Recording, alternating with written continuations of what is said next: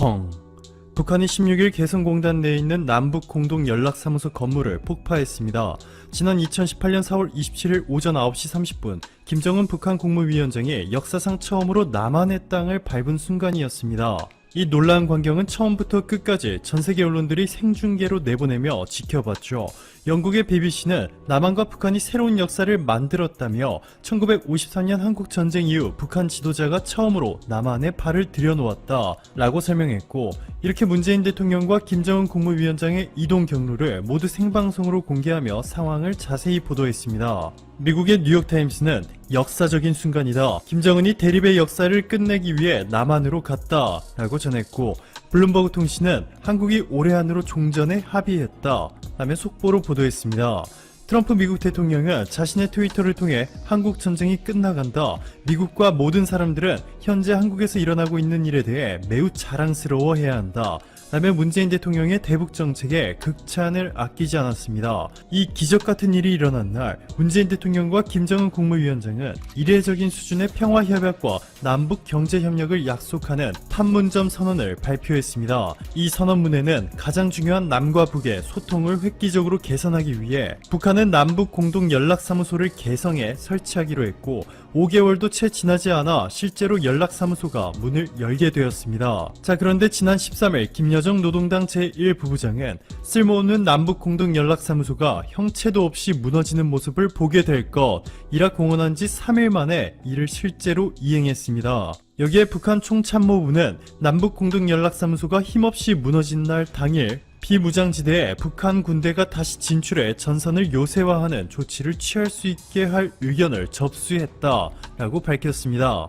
2018년 9월 19일 남과 북의 9.19 군사합의에 따라 판문점과 공동경비구역에서 남북 모두 비무장 상태로 근무를 해왔는데, 이번 북한 총참모부의 발언으로 북한의 JSA 재무장 가능성까지 제기되고 있습니다. 여기에 대해서 한국 정부는 이번 사태로 발생하는 모든 책임은 전적으로 북한에 있고, 북한이 만약 상황을 계속 악화시키는 조치를 취할 경우 우리는 그에 강력히 대응할 것 이라 엄중히 경고했고, 오후 3시 40분 북한이 남북공동연락사무소를 폭파한 직후 한국전력이 북한에 보내주던 전기 공급을 즉각 중단시켰습니다. 자, 그런데 북한이 이렇게 무모한 일을 저지른 숨겨진 이유에 대해 여러가지 충격적인 주장들이 제기되고 있습니다. 윤덕민 한국외대 석좌 교수는 지금 북한이 남측에서 무엇인가를 얻어내려는 의도는 없다, 마지막 승부수를 던지는 시점을 보고 있다 라고 전했습니다. 즉 최근 식량난의 외화까지 바닥난 북한에서 북한 주민들의 반발이 거세지려는 움직임이 포착되자 이를 진정시키기 위해서 무리수를 두었다는 것입니다. 미국은 이를 조금 다르게 해석하고 있습니다. 미국에서는 현재 북한이 겉으로는 한국을 향한 도발을 하고 있는 듯 보이지만 최종 목적지는 미국이라는 시각이 상당히 많은 상황이죠. 지금까지 트럼프 미국 대통령의 미국 국민들의 지지를 얻기 위해 자신이 취임한 이후 북한이 더 이상 미국을 상대로 도발하는 것을 멈췄다라는 것을 강조했는데, 11월 미국 대선을 앞두고 북한이 트럼프의 일종의 경고의 메시지를 보내고 있다는 것입니다. 그런데 미국을 직접 도발할 경우 미국과 국제사회의 더 강력한 금융 및 경제 분야의 전방위적 제재를 받을 수 있기 때문에 북한은 미국 대신 한국을 도발해 수위를 조절하고 있다고 해석하고 있습니다. 러시아는 북한에 경고의 메시지를 보냈죠. 드미트리 페스코프 크렘린궁 대변인은 북한의 공동연락사무소 폭파와 관련해 우려하고 있다, 모든 당사자의 자제를 촉구한다 라며 북한이 한반도 평화에 어긋나는 돌발 행동을 비판했습니다. 미국 국무부 대변인은 연합뉴스의 서면 질의에 미국은 한국의 노력을 전폭적으로 지지한다, 북한은 역효과를 낳는 추가 행위를 삼가라 공식 입장을 내놓았습니다. 미국 정부가 공식적으로 대북 정책과 관련해 한국 정부를 향해 전폭적 지지 입장을 밝힌 것은 이례적인 케이스죠. 지금까지는 동맹국인 한국과 조율하겠다, 남북협력을 지지한다 정도의 수준이었는데 이번에는 완전히 달랐습니다. 이렇게 미국을 포함해 국제사회가 한국의 대북 정책에 이례적인 수준의 전폭적인 지지 의사를 밝히면서 그동안 무기한 연장됐던 한국의 계획들이 탄력을 받기 시작했습니다. 통일부는 이번 북한 사태와 관련해 남북 관계 상황을 엄중하게 인식하고 있다, 북한의 동향을 예의주시하면서 모든 가능한 시나리오에 철저히 대비하겠다라고 전하며 또한 함께 돌파구를 제시했습니다. 통일부는 보건, 의료 및 재난재해 등의 비전통적인 안보 협력과 함께 철도 연결 등 남북이 협력 가능한 분야를 적극적으로 추진하겠다며 내부적으로 강릉과 제진을 연결하는 동해 북부선 철도 연결과 판문점 견학 등을 최우선적으로 추진할 것이라 전했습니다. 그런데 이와는 별도로 문재인 대통령은 확고한 원칙을 깬 북한의 도발에 강력하게 대응하고 있습니다. 문 대통령은 지난 4.27 판문점 선언과 9.19 평양 공동선언을 절대로 흔들려서는 안 될 확고한 원칙이라 표현했습니다. 즉 어떠한 상황에서도 예외 없이 이 선언문에 담긴 내용들을 지키고 무력 시위를 하지 말아야 한다는 것이죠. 문재인 대통령이 어제 긴급으로 열린 국가안전보장회의 NSC 상임위 회의에는 참석하지 않았지만 회의 결과에 강력히 대응하겠다, 엄중 경고 등 수위 높은 표현이 담겨있고 이는 문재인 대통령의 의중이 담겨있는 것이라 해석되고 있습니다. 북한의 무모한 도발로 인해 한반도의 평화가 위협받는 것을 더 이상 지켜만 보지는 않겠다는 강력한 의지를 보여준 것이죠. 오늘도 감사합니다. 최고로 멋진 하루, 로비스트. 특정 국가나 집단을 위해서 의원을 상대로 공작하는 전문가를 말합니다. 적지 않은 사람들이 로비는 곧 뇌물이다 라는 부정적인 인식을 가지고 있는 것은 국내 일부 대기업들이 검사나 판사 출신 혹은 국회의원 출신을 자신의 회사로 영입해 회장의 가석방을 위해 현직 법조인들의 로비한다거나 잘못을 덮으려는 등의 모습을 보여주고 있기 때문입니다. 그런데 전 세계에서 특히 미국에서 로비스트는 한 회사의 성공 여부를 결정지을 정도로 막대한 영향력을 자랑하고 있습니다. 물론 합법적인 방법으로 말이죠. 미국에서 로비스트로 활동하기 위해서는 미국 상원과 하원 행정처에 등록하고 로비스트가 고객으로부터 큰 돈을 받을 경우에는 미국의 상원과 하원에 신고 및 공시해야 합니다. 상당히 까다롭죠.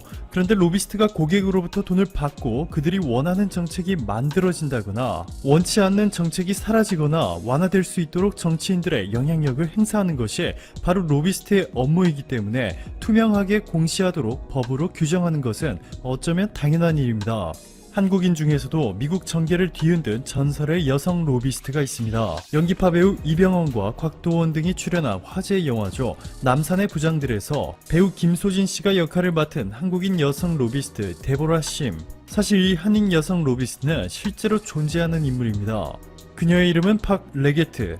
한국인 최초로 미국 연방하원에서 보좌관을 지냈고 1971년 미 연방하원 의장 칼 에버트의 비서로 활동하며 미국 정계에서 두터운 인맥을 쌓기 시작했습니다. 당시 미국 의원들과 소통의 창구조차 없었던 한국의 정치인들은 미국과의 관계가 틀어질까 깊은 고민에 빠져 있었는데 한국인 로비스트 박 레게트를 통하면 쉽게 만날 수 있는 마법이 펼쳐지며 로비스트 업계에서 VIP 중에서도 VVIP로 거듭난 바 있습니다. 현재 미국에는 20만 명이 넘는 로비스트들이 정식으로 활동하고 있는데 이 중에서 가장 막강한 로비단체 중 하나가 바로 유대인 로비단체죠. 미국에만 3,500개 육박하는 유대인 로비단체가 있고 특히 미국 이스라엘 공공문제위원회 에이팍이라 불리는 로비단체의 영향력은 상상을 초월하고 있습니다.